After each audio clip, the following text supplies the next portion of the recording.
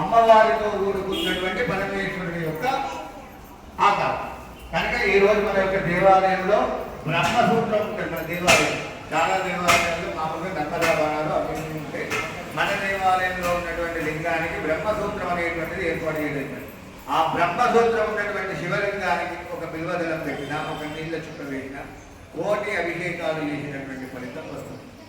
చాలా విశేషమైనటువంటిది. పరమేశ్వరుడు అందరికి ఎవరైనా మనం ఎన్ని తప్పులు చేసినా, నేను తప్పు చేస్తున్నాను ఎవరు కాపాడుతారు? మా తల్లిదండ్రులు కాపాడుతారు. నా కొడుకు అంటే కాదు మంచోడు అని చెప్తారు. అంతే మీ పిల్లలు తప్పు చేస్తే మీరేమంటే నా బిడ్డ నా కొడుకు అంటే కాదని చెప్తారు. మరి మనం అందరం తప్పు చేస్తే మనల్ని ఎవరు కాపాడాలి? మాతాచ పార్వతీదేవి పితాదేవో మహేశ్వరు. తల్లి పార్వతి, తండ్రి పరమేశ్వరుడు. వీళ్ళే పార్వతి పరమేశ్వరు తల్లిదండ్రులు ఎందుకైనా వీళ్ళకు ఆది దంపతులు అంటారు. మొట్టమొదటి దంపతులు ఎవరైనా పార్వతి. వాళ్ళ తర్వాతనే ఈ ప్రపంచం అనేటువంటిది తయారైంది. ఎవరు ఏ విధంగా ఎవరిని శివాయ విష్ణురూపాయ